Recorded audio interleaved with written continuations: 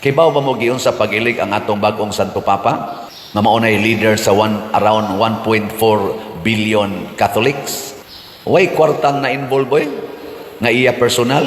Gani, sa mga tao nga hilig kayo mo kanang analyze, ang survey sa mga hilig mag-analyze aning kinsay masunod nga Santo Papa, gani, na-appeal man yun, sikat man ang atong usas mga cardinals din si Cardinal Tagle.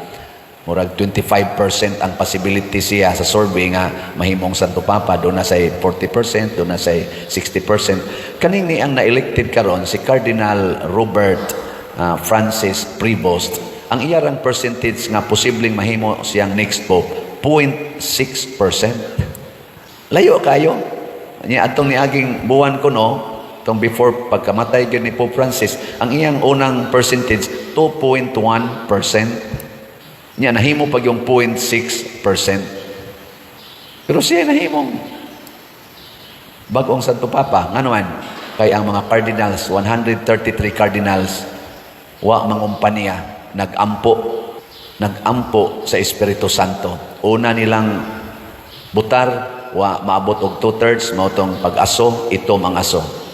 Murag sikan, voting raman tingali, nakapili dahin sila. Holy Spirit.